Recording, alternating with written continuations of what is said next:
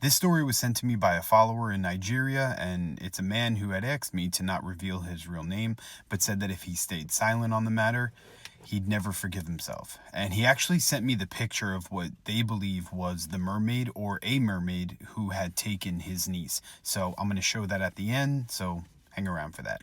Now, he claims everything happened near a small coastal village in 2003, just outside the Niger Delta, close to the edge of the mangroves where the water, he said, turns pitch black at night. Now, according to him, his niece was just 11 years old and she was playing near the shore with one of the other children one late afternoon.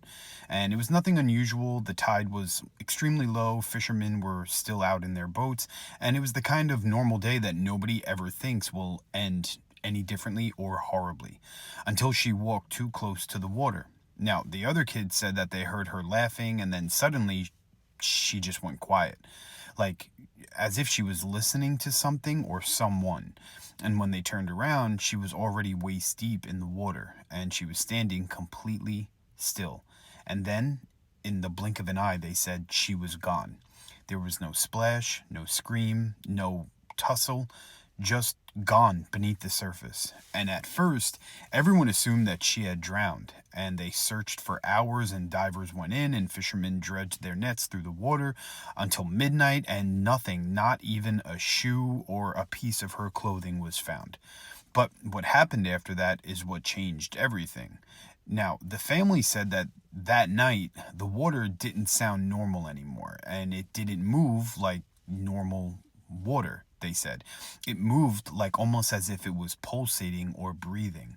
And the uncle who sent me this story said that he stayed near the shoreline until about 3 in the morning. He was absolutely refusing to leave, and that's when he saw it.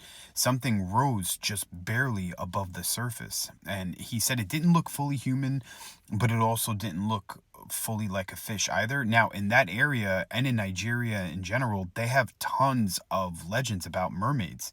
This thing had long, wet hair, skin that reflected moonlight like oil, and its eyes that didn't blink and just watched him from the water. And then he said he saw what looked like it smiled at him. Now, according to him, it wasn't a friendly smile, it was like almost like it recognized him, he said. And over the next several nights, more strange things started to happen. Fishermen reported lines being pulled underwater with impossible force and strength. Boats were drifting farther out than they had anchored. Children saying that they saw a woman in water calling their names, singing out to them. But the breaking point came on the fourth night, and it was a fisherman found something washed up in the reeds. And it was actually a small bracelet. And it was the same one of the missing girl that she was wearing. Now, only now it was tangled with strands of dark hair that was still wet, and not her hair either. And that's when the family stopped believing that it was an accident and they went, they started looking towards something else, and they actually went to the elders and then to the hunters in the region and people who still followed the old warnings about the deep water spirits that the locals call the mamiwata. And what happened next, according to him, wasn't a search anymore. He said it now turned into a full-blown hunt.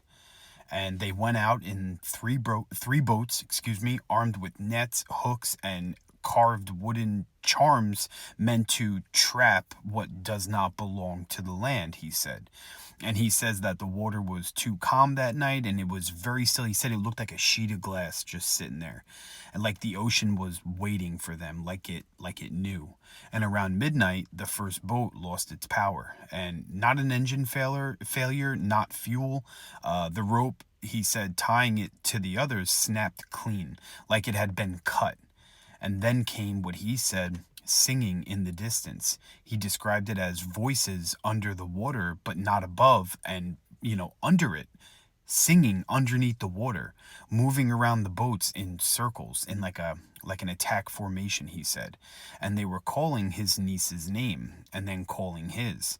And one of the men leaned over the edge of the boat with a flashlight and immediately dropped it because just beneath the surface, something was actually looking back up at him.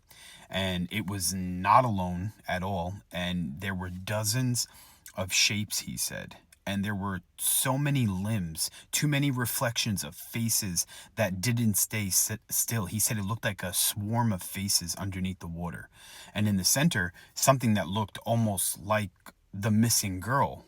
Almost. Not quite, he said. Except her eyes were completely black now, like hollow black.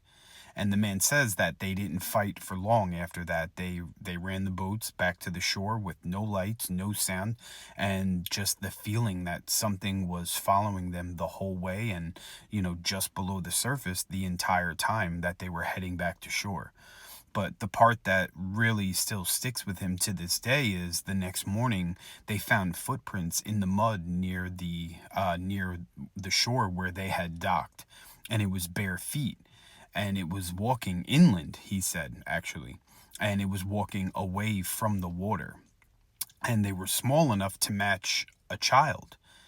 So, I mean, the final message that that he had sent me in the end was pretty much saying that, he doesn't believe that they took her and drowned her. He said that they didn't take her. He said that they ended up keeping her, and sometimes at night the village says that, they still hear her calling from the water. So, I don't know. Let me know what you guys think. But here's the picture that they took.